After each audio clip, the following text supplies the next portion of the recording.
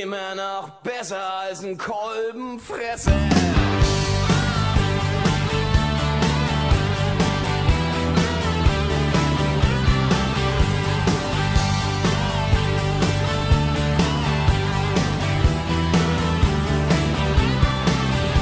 Sitzt du in der Prüfung und dein Kopf